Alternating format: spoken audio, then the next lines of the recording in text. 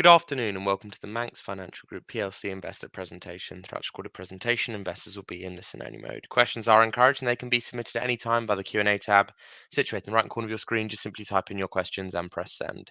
The company may not be in a position to answer every question it receives in the meeting itself. However, the company can review the questions submitted today and publish responses where it's appropriate to do so. Before we begin, I'd like to submit the following poll. I'd now like to hand you over to Group Chief Executive Officer, Douglas Grant. Good afternoon to you, sir. Good afternoon. Thank you very much for giving us the opportunity to present our interim results for period ending the 30th of June 2025.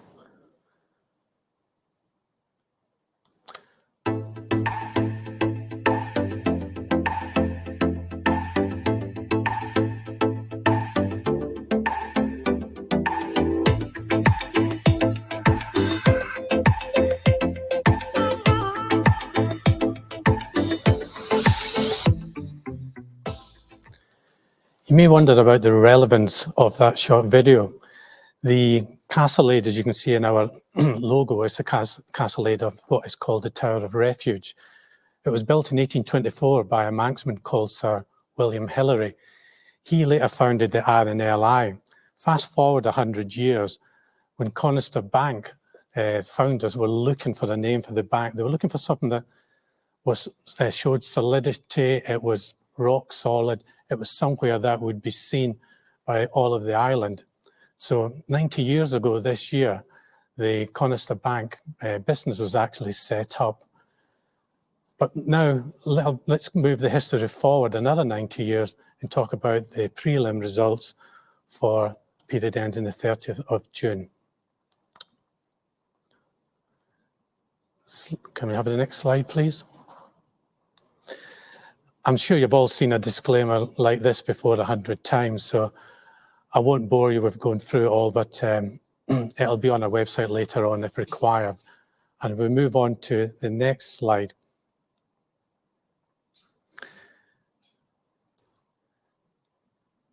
The numbers that we're about to present in more detail, they were bang in line with our own internal forecasts.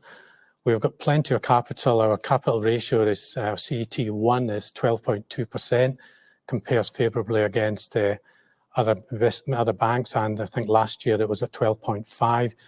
We've got incredibly amount of liquidity. We've got £74 million of liquidity, and we'll touch on the use of that later. So with the sufficient capital, sufficient liquidity, and we've got bags of distribution, which we'll also touch on, we're well positioned for the remainder of 25 and set up well for 26 and 27.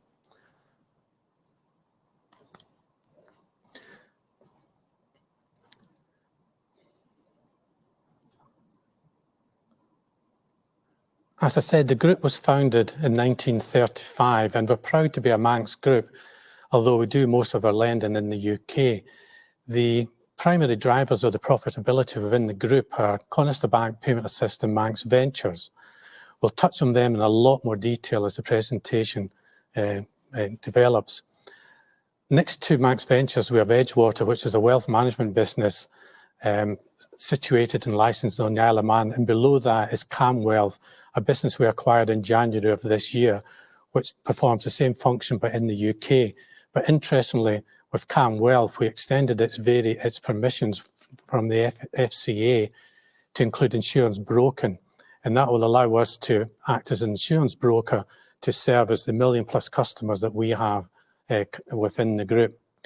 On the top right, we have an Incasia business we set up from its basic beginnings. We set it up. It's now the largest lessor of fermentation tanks in the UK to the brewing industry. Below that is Blue Star, a broker at soft assets, a business that we really liked. So we bought that business to take the margin it had so we could own the end customers. On the bottom left is BLX, which is a lending business in the subprime sector, which actually deals with sole traders and limited partnerships. Then the next two Manx collections and the FX business do what they really say in the tin. The collections business and the FX business are businesses we set up from zero and are now leading businesses within their sectors. The board of directors. We have Jim Mellon, who's a well-known entrepreneur, as the executive chair, And him and Greg Bailey, who's in the middle at the bottom, are a concert party. Greg is another serial entrepreneur, and both are incredibly supportive of our group.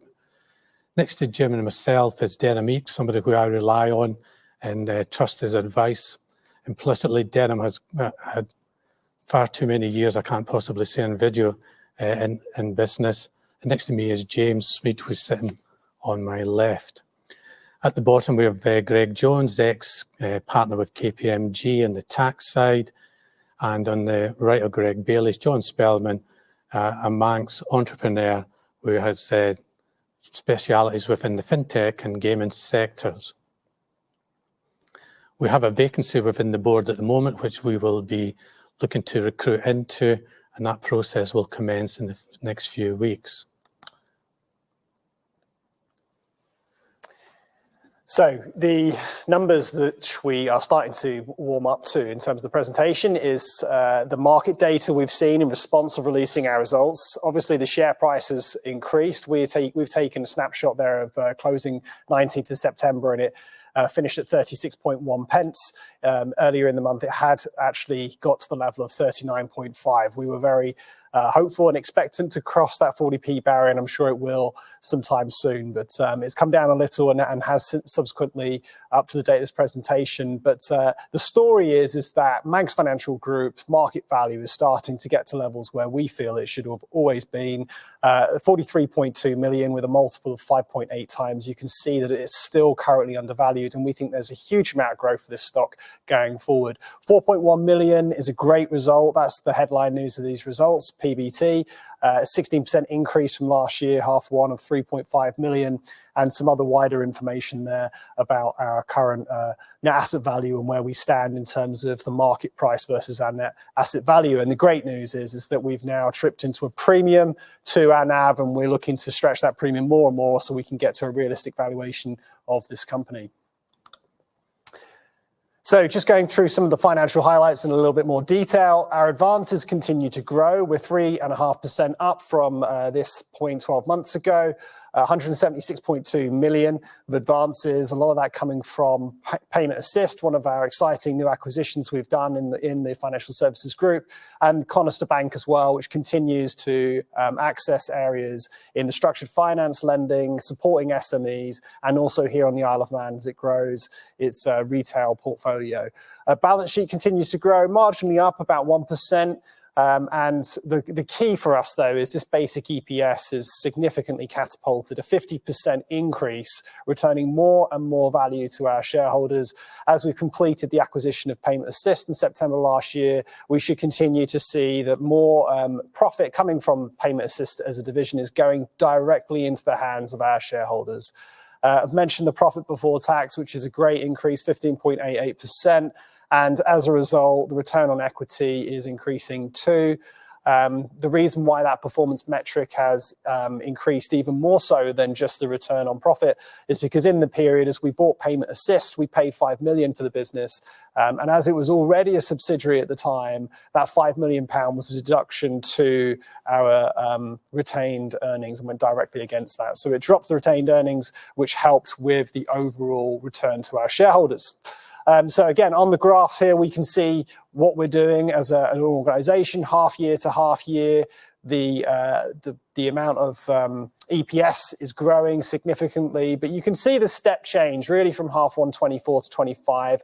That level of growth is double really where we were in terms of improvement of growth from half 1 24 to 23. So we continue to deliver greater value to our shareholders, which we're incredibly proud of as a financial services group.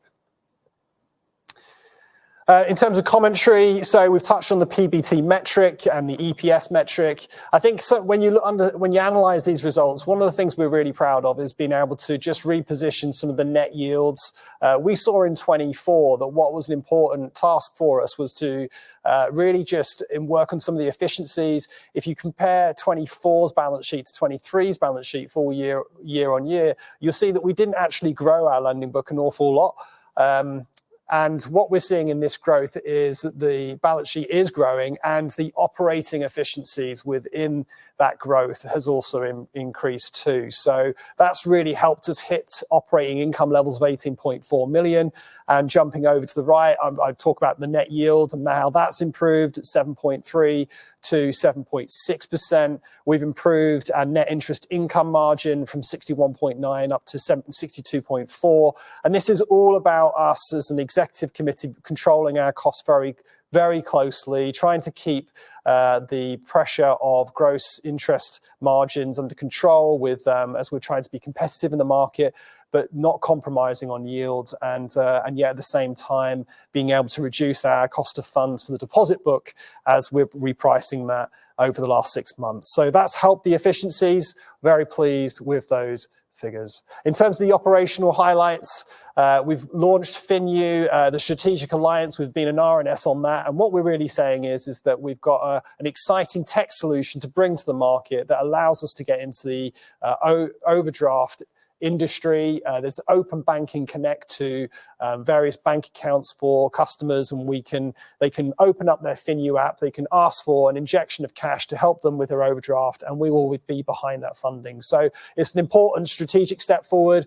We've also had a 10% convertible loan interest rate, that is, with also favourable terms and strike price. So that's fantastic too in terms of aligning strategic interests together. General insurance, we've done a variation of permission with our Cam Wealth acquisition, and we're looking to get into the UK area of general insurance. There's obviously a lot of crossover with the finance areas, things like payment assist with car insurance and business insurance, which we could leverage from Edgewater on the Isle of Man. So that's looking very strong. We did an RNS on the payment assist new agreements, which we've been launching with. We've got some fantastic new partners coming on board, like eDynamics.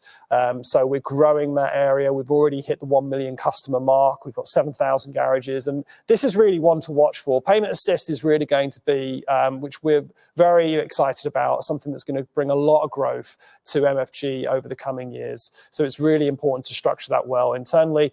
UK deposit operations launch. We're taking UK deposits. That grows year on year, and we're leveraging that license which we obtained back in 2023. And then obviously we're looking into the Irish market, which I know Douglas is going to touch on more a bit later.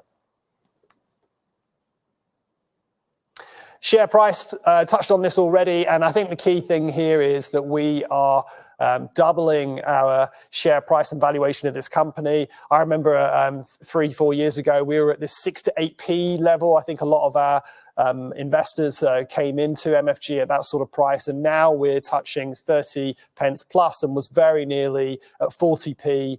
There is some volatility as the market adjusts to a lot of these announcements we're bringing out, but this 30 to 40p range is where I think it's going to settle at, and there's only future growth ahead. I think we should be pushing on easily 8 to 10 times multiple, getting at 60p at that sort of level. So really looking to press on in that respect. Strategic priorities coming up. We're looking to optimize our liquidity through our 2 deposit-taking licenses, strengthen shareholder engagement. We're looking at these type of presentations and making sure we maximize those, and simplify group structure. I know Douglas has got some thoughts on that, so I'm gonna shut up here and hand it back to Douglas. Gosh, I'll take my breath away, James.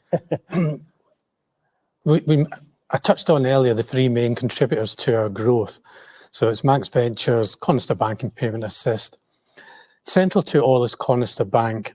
Conister Bank, let me just flick onto a slide, make it a bit easier. Conister Bank has a Class 1 banking deposit-taking license on the Isle of Man. That's the same deposit-taking license as HSBC, Barclays, etc. It also has a deposit-taking license in the UK. If we stick to the Isle of Man licence for a moment, there's over £40 billion worth of deposits on the Isle of Man. 20 billion are in our sweet spot in terms of the fixed term or notice accounts. And what actually happens is we deploy that liquidity, but as you can imagine, 85,000 people living in the Isle of Man only need so much credit. So the opportunity is the 65 million in the UK. And the way we access that 65 million, because we don't have a brand presence in the UK, such as Virgin, etc. Indeed, I could spend tens of millions of pounds and never get there.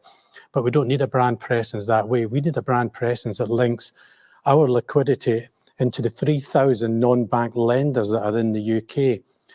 These non-bank lenders are typically financed by high net worths or banks such as ourselves, and there's only 350 banks, licensed banks in the UK.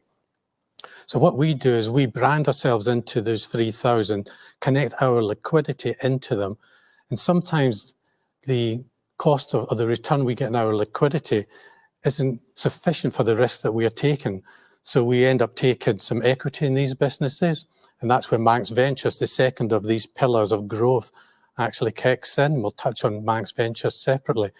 But as you can see, Conister Bank's profits doubled half one and half one. We've got a small market share of only 2%, but the market opportunity in the UK for the SME is 15.7 billion. So the growth plan for Conister Bank, we want to be more efficient. So the loan deposit ratio increasing from 90 to 94%, that's basically a great efficiency ratio. That shows you how quickly we are turning the liquidity we are raising in deposits into loans. We've got some loan book growth there in the bank of just under 5%. So you can see that plays against the 4.2. Our capital position at 12.2 is incredibly good, solid, as is the excess liquidity that we have. So Conister Bank will lend in the Isle of Man. It will lend through structured finance products into the UK. But what it'll also do, and I don't need Conister Bank to be the most profitable part of the group, I need it to be incredibly efficient at raising liquidity for the other group companies. So what it will also do is it'll deploy its liquidity into the markets and sectors that we actually prefer to be in. And these are sectors that have proven to be resilient over the last 4 or 5 years. So if we go back to those 3,000 non-bank lenders, they are typically in sectors such as premium finance, buy now, pay later, asset-backed finance. So they could be sector-driven or they can be geographically driven. There are lenders out there who only want to lend within the M25 or might even be within the M62 corridor. So Conister Bank chooses how it wants to link into any of those 3,000 lenders, deploys its liquidity, and sometimes takes shares and options through its sister company, Manx Ventures. Over the last 10 years or so, Manx Ventures has made 12 either whole or partial acquisitions. And what all these companies have in common is they need liquidity. So we go in there, we plug our cheap liquidity in there, they own the end customer, we take options in these businesses, and if we really like the businesses, we end up buying the whole business. So Manx Ventures Limited, where it'll grow going forward, I've touched on it a couple of times. We're not frightened to deal with startup businesses. Ninkasi is a very good example. 2 gentlemen came into my office. They used to work for Close Brothers. They served a DEFCON with Close Brothers. They came back and said to me, look, Douglas, we want to start up a lessor in the fermentation tanks to the brewing industry. A compelling pair. Their story was great, but they also wanted an exit. So we put the liquidity in there. We took some free equity. We took options. We now own 95% of that business. And as I said earlier, it's now the largest lessor of fermentation tanks in the UK. It's expanding its reach into the Benelux countries. It's also broadening its product range in the UK. It's now looking at the precision fermentation industry in the UK, and it's also moving into CO2 capture machines, which obviously is incredibly good from an ESG perspective, but is also very good from a profit margin perspective. So we're not against starting businesses up. We enjoy buying into businesses that are going through the growth phase where we can help them grow either through our board expertise or through our liquidity. But most importantly in all of this has got to be a profit element. So we monetize this strategy through dividends, growing the NAV, and we will look at possible IPOs, etc., as businesses grow and if we feel that the value is not being shown from a group perspective. One of the businesses that we bought in with 0% equity is Payment Assist. So Payment Assist it's a premier buy now, pay later business in the point of sale automotive industry.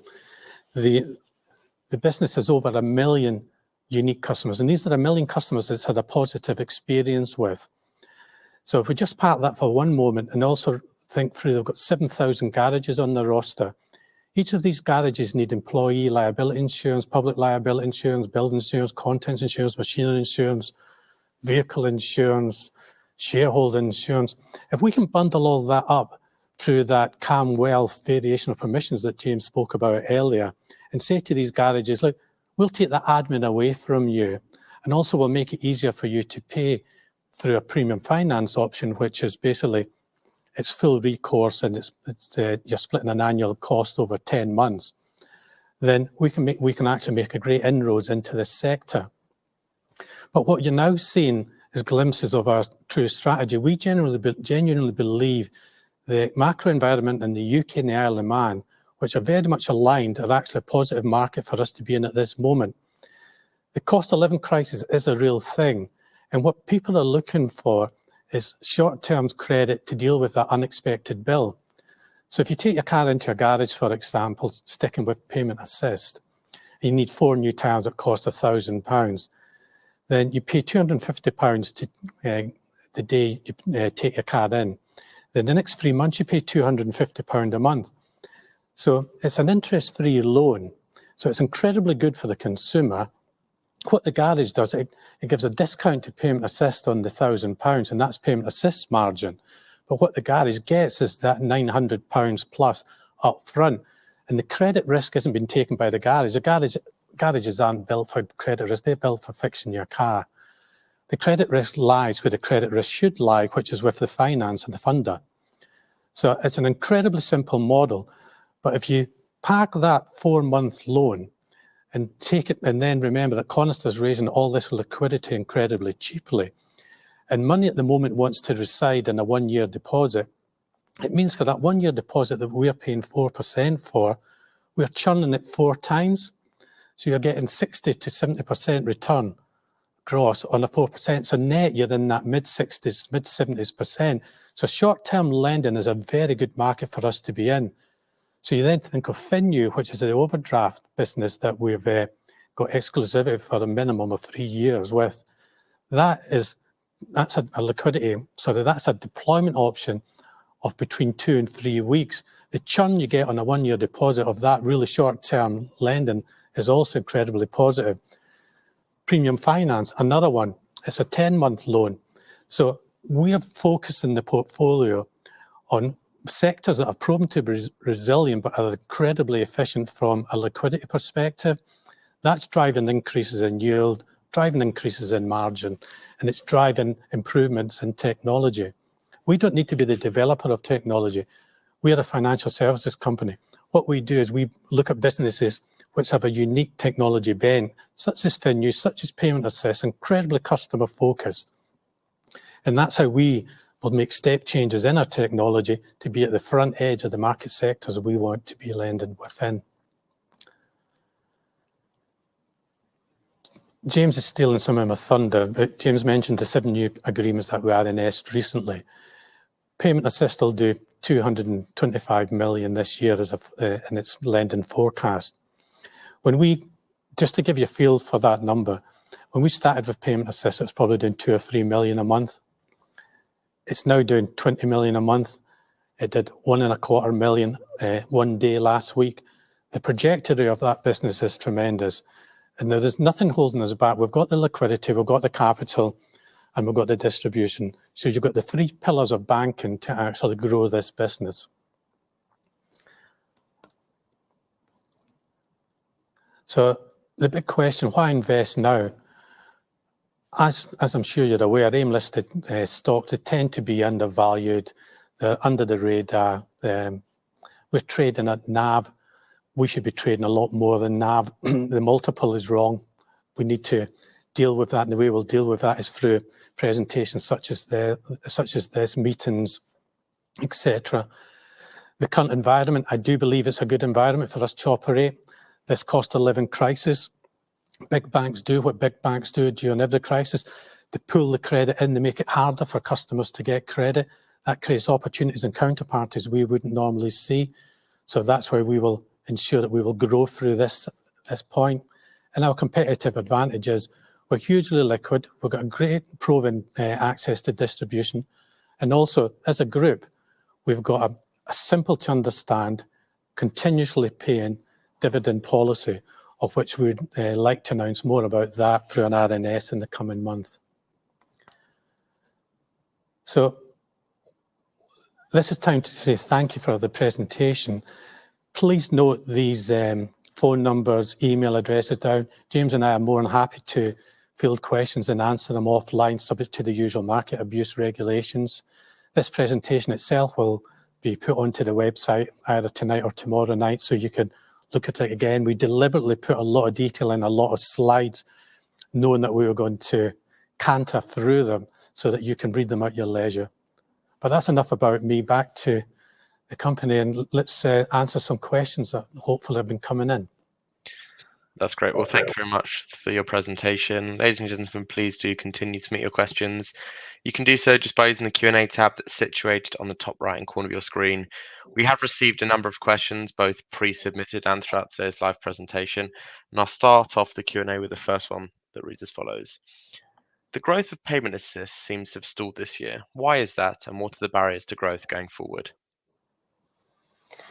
I'd say that, yeah. So, so the advances this year have gone up. Obviously, they're about 3 million up year on year, and the profit has also significantly up, from 1.6 mil versus the 1.2. So, it is performing, but agreed that we want to continue to see that grow significantly. We've announced a number of new partnerships. And leaning into the sort of the depth of the question, those partnerships do take time to fully access and onboard. And even when you have a signed trading agreement, you then want to encourage the individual dealerships that may be scattered throughout the country that belong to that chain to actually use you. So there's some familiarity that needs to be built up by those dealerships. And so that takes sales reps to go around and speak to them and encourage utilizations and things like that. So there's a degree of the exciting news outlet does take some time to convert into actual sales, but those sales are coming. And Douglas has already mentioned about some of the ballooning drawdowns we're seeing in power, with 1.25 million coming in a single day, and that just goes from strength to strength. So it is coming, and that's probably why there's some delay in the overall implementation of those agreements. Thank you very much. Another question we have here, could you explain how we paid for the final payment of the PAL acquisition and how it was shown in the accounts, please?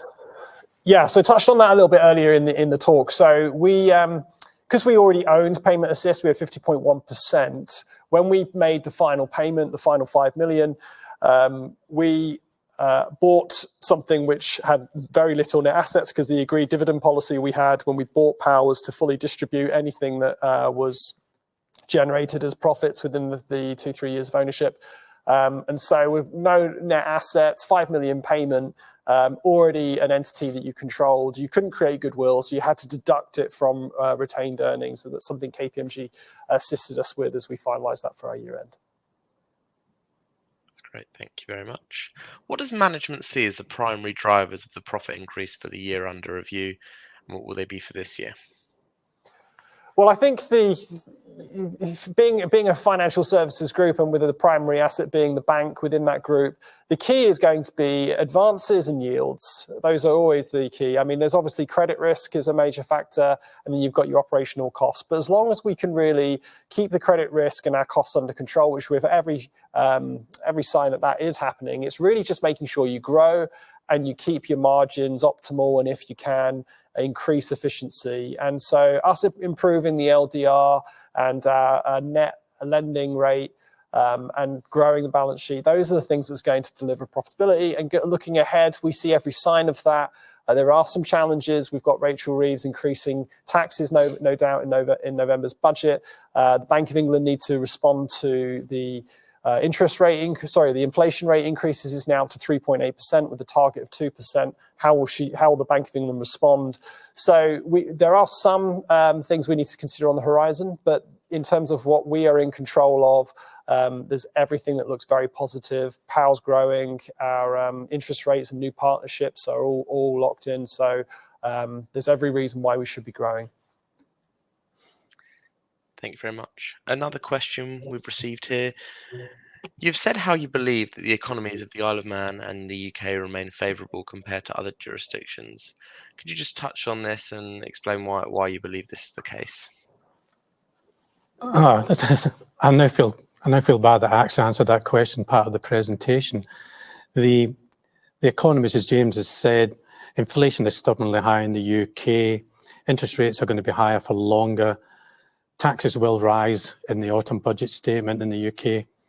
That will create pressure on disposable incomes for both consumers and SMEs. Our product range, which is focused in on short-range products for this market sector, are products which will actually resonate well with both audiences. And no doubt we're seeing an increase pick up on these products. So whilst it's not a great environment for everything, it is a good environment to be lending short term in. That's great, thank you very much. What are your plans for the Finnu project? How will it benefit your bottom line? Finnu adds to that suite of short-term products. It's going to have it's a high margin product. It's going to have a quick churn on deposits, so we're not going to have to raise a huge amount of deposits. If I said if we can churn if the average term is 2 weeks, then we can churn a 1 year deposit 26 times. So that gives you a real feel for how efficient that Finnu product will be. It'll also put us at the forefront of the technology within this market sector. We will embed it within the 1 million+ unique customers that we have within the group. Then we've got a strategy for externalising it beyond that. It has the makings of being a payment assist in terms of its contributions to the group. That's great. Thank you very much, Douglas. Another question we received: how have you tested balance sheet resilience in case of rate changes or funding conditions? Yeah, so we obviously do model some of those risks I touched on earlier. We, as a bank, we're part of an ICAP process where we look ahead. We're stress testing. As an ALCO, we're asset liability committee in the bank. We're always looking ahead, forward-looking environments. We have an economist that comes and presents to the committee at ExCo level, and we stress test the balance sheet and income statements to making sure that we're resilient. Douglas touched on our capital resilience, of which we're adequately stocked.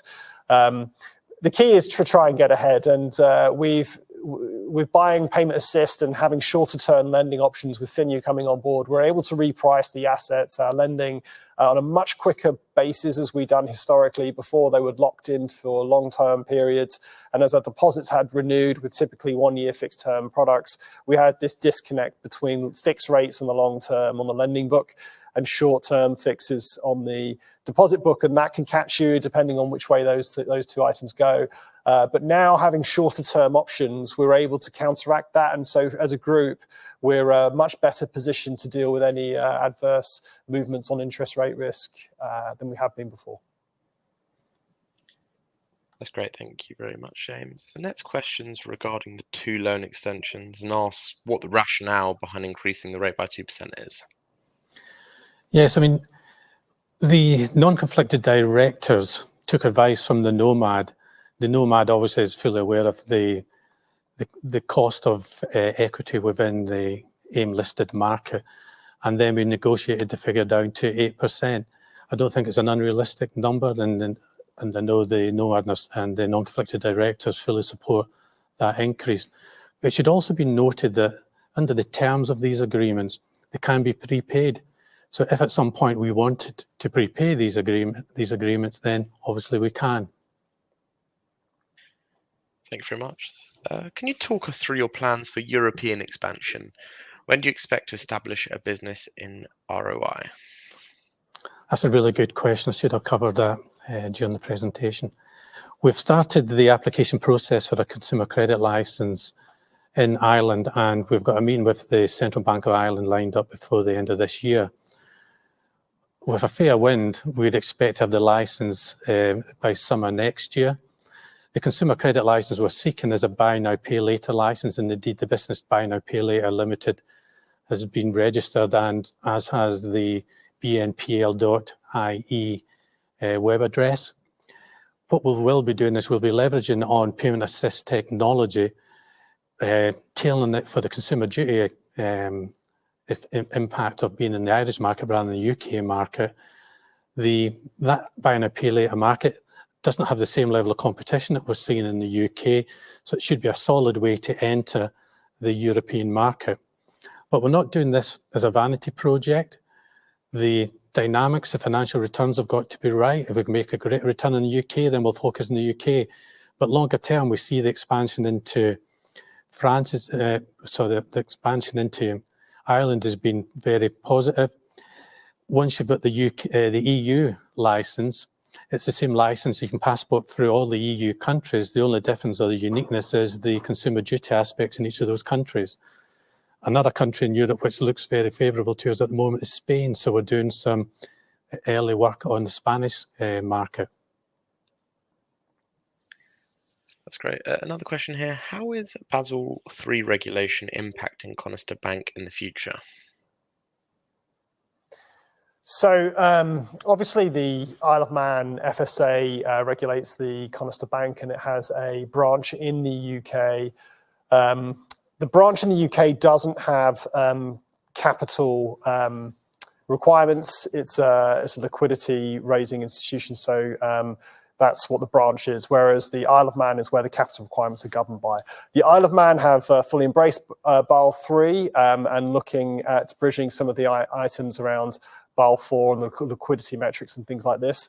But the directions which we have with the local regulator is fully future-proofed in some respects. We don't have any real impacts from Basel III/4 coming in that will impact Conister Bank's capital requirements. They're already future-proofed, if I can put it and paraphrase it in that respect. So no, we don't foresee any real impact for us. Nothing on risk-weighted assets or any step up to capital requirements that we're envisaging, or nothing of that nature. So we feel fully ready and for anything that's coming ahead. Thank you very much. We've had another question here from an investor. I'm new to the company, and the question is: isn't there a risk that you spread yourselves too thinly with lots of businesses rather than focusing your resources on the one or two best opportunities? The truth is that hopefully I explained it. That Conister Bank will generate the liquidity through its two banking licenses. Then how we deploy that into the markets that we want to serve in the UK, it'll be through a third party, and that third party has a brand. That third party's brand is businesses that some of them we have shareholdings in, some we don't have shareholdings in. So optically, it might look you're spreading yourself thin, but you're not. What you're doing is you're actually using that liquidity and through structured finance products, deploying them into these sectors that you're really interested in gaining market share within. Thank you very much. Another question from an investor. Do you expect further margin expansion, or are we close to peak levels? Yeah, I mean, obviously the FinU launch is great news for us because those APRs can go up to 99.9%. Payment Assist has some fantastic opportunities ahead of it and can reach APRs at 50, 51% around that sort of level. Really depends on the sales mix that goes through, and a lot of that is linked to the term of lending for Payment Assist. So absolutely there is growth for margin expansion, but in a favourable way. Cost of funds are generally holding. The Bank of England base rate has had some step changes down, but not significant enough to really drop the fixed term deposit market. So I see that flatlining, and we touched about maybe the risk of it increasing. I don't see much negative creep on that. I expect that to hold for the foreseeable future, but definitely on our gross lending, I'm expecting increases. That's great. How much headroom do you have to expand lending without raising additional capital? Yeah, I mean, obviously, our capital requirements, we generally keep an overall ratio of about 16%. So for every pound that we lend, 16p needs to be put to one side and resourced from our own capital buffers. Now, we have capacity to grow that balance sheet by another 30 to 40 million without raising any additional capital. Beyond that, we need to, which is a 10% immediately. Beyond that, we then need to start looking at internal capital resources within the group, whether that be from dividends or profits from POW or other group subsidiaries, whether it be relying on the resources the group can provide through the markets or through debt facilities, etc. And it plugs it on a temporary basis. And then when the bank then crystallizes on the profits of that lending, it then raises the capital buffers in the bank, and you can free up what you had to put in and either redeploy that elsewhere, or you can return that back to investors. Thank you very much. Another question on M&A. What types of acquisition targets are you prioritising, and how do you ensure they are earnings accretive? We have a list of the characteristics of targets that we like, and that includes the sector resilience, it includes the management team, it includes the history of that business, it includes where we can make a difference. I mean, if we talk about short-term lending, I'm really keen on premium finance businesses at the moment. Their technology needs to be good, they need to have a track record, and where we can deploy our cost of funds. So if you've got a premium finance business that's doing, say, 100 million of premium finance a year, because of the churn of that 100 million, its balance sheet's probably only going to hit 50 million. Therefore, if it's got a facility of 50 million and it's paying 10%, which wouldn't be uncommon, what we can do is we can go in there and plug in 4%. So that 6% on that 50 million instantly goes through to the bottom line of that business. But when we sit there and look at it, we go, yeah, so we've generated all that additional profit for you as a business, but our return is negligible. It's just a margin above the interest rate that we paid. So that's why we look at taking equity in businesses. So that's kind of the strategy as to how we do it. But it's all about, at this point in time, where are the good businesses with a proven track record in sectors that we want greater market share in, or indeed sectors that we want a first exposure to, but we don't want to go in there and disrupt that market by being a new entrant and compete on price. So that we would always look to go into that market with in the form of a partnership. Thank you very much. For every question you guys answer, another one comes in, so we'll keep going. Can you expand on the start of the mortgage business? What is the idea and focus? The mortgage business is an Isle of Man product for investors who are not aware of that. It's the largest sector of lending in the Isle of Man. We had no exposure to it. And the concept is that we don't and we can't compete with banks that have overnight money, which is typically what they use in a mortgage. So we look for mortgage applicants which are on either end of the spectrum, where the traditional banks will not fund them. It could be because they're a sole trader and they haven't got 3 years trading history. It could be the 60 plus, and therefore they can't get a 10-year mortgage because traditional lenders top out at the age of 65. Which I personally think is quite strange, because once you get into your pension age, you've got a guaranteed income for as long as you live. So you only need to support that with some life insurance, and you've got a pretty rock solid credit risk there. But we will make money out of the mortgages, but we'll make more money out of bridging. And there is no other professional bridger on the Isle of Man. And the bridging loan fits into that short-term lending product range. Bridging tends to be less than 12 months. Its rate will be somewhere between 75 bips and 150 a month. So it's a high yielding, asset secure lending. And what it does, obviously, it bridges between one house purchase and another. And we don't ever do a close bridge, so your asset secure that way. So the mortgage, it is a product. There is a gap in the market for that product, but I don't see that as being the primary driver. I've seen that as being opening a door into the bridging market. That's great. Thank you very much. Another question we have here, is the management performance optimal at the moment, or can it be improved further with certain skills? If so, what are those skills that you could add? Oh, that's a really difficult one to answer, isn't it? Gosh. The management team that I have around me are dedicated, talented, and young. I am by far the oldest. The succession plan that we have in place, which has been approved by the Bank of England, the FCA, and the Isle of Man equivalent regulator, the Financial Services Authority, shows that we've got a good succession plan.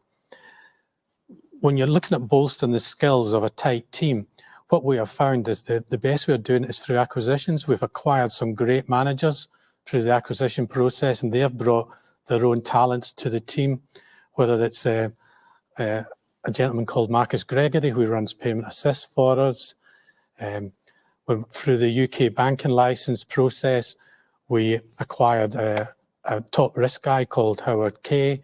So I find that it's through that pushing the business forward, we're acquiring and finding and hiring far better people. We add to the breadth of experience of what was already a tight nucleus management team.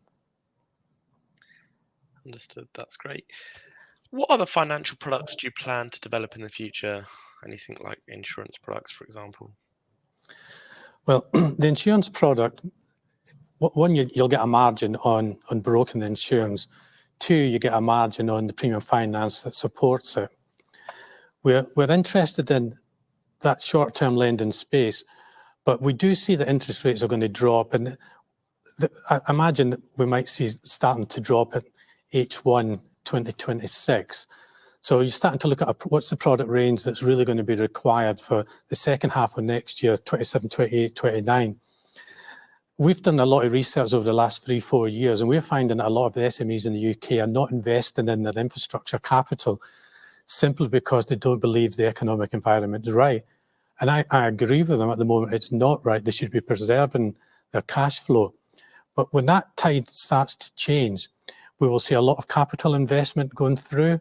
So areas that I'm particularly looking forward to seeing is that investment in new technology and assets which are a primary concern for SMEs, so ones that they must have.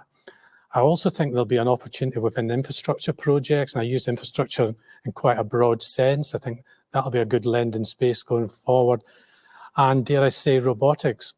I think the robotic market in the UK, it's in its infancy in comparison to the US, but conversely, the UK is where a lot of these products are actually made. I think we'll see a lot of businesses develop through the robotics market in the UK. And as they grow, they're going to need working capital. They're going to need supplier finance for the products and leasing products from a customer into those products. So those, I'd say, were big market sectors that I'm keen on developing into in the next 2-3 years. Thank you very much. Another question here. Interbanking financial sourcing. What's your position / view on it? We don't really like to have a huge amount of interbank financial resourcing. Generally, the markets tend to be quite volatile. So we are looking at a structured facility from one bank to help syndicate lending with us in jointly funding a lending portfolio. But as a primary way of giving us as a financial institution or the bank resource, I consider to be quite risky, particularly with the overnight exposures and the interest rates you could be exposed to. So we primarily fund ourselves through retail sources, more diversified, also getting in touch with real customers. I think that's a more sustainable basis to build a bank. Thank you very much, James. And the final question we have for the moment, how is the customer satisfaction of the UK online deposit taking compared to competitors? Is the tech development satisfactory in the present market? The truth is our offering in the UK isn't exactly where we want it to be. We need to develop that sector or that technology. And as a bank, for the bank's perspective, the primary reason for having a banking license is to acquire deposits. So you need to do that as efficiently as possible, and that has to be through the use of technology in the UK. The counter side to that is we've had no problem raising deposits in the UK, and we've hit all the markers within the Bank of England approved banking license with the level of deposits that we need to acquire. But by sure, and I'm the first to support, our technology could be far better in relation to what we offer our UK customers. Well, Douglas, James, thank you very much for answering those questions from investors. Of course, the company can review all the questions submitted today, and we will publish the responses out on the Investor Meet Company platform. But just before redirecting investors to provide you with their feedback, which is particularly important to you both, Douglas, could I just ask you for a few closing comments? Yeah, my closing comments would be it's a solid performance for half one. We've positioned the business well through the three pillars of banking and financial services, which is liquidity, capital, distribution. It's all wrapped in an incredibly well-governed business and group. Like I say, we're governed by the Bank of England, the FCA, the Isle of Man FSA. Within the group, I think we've got 6 FCA licenses. We actually see these licenses, which a lot of people would actually rally against. We see them as great barriers to entry because we're not frightened to be governed, because we actually know that we can deal with the compliance risk side of that requirement very well.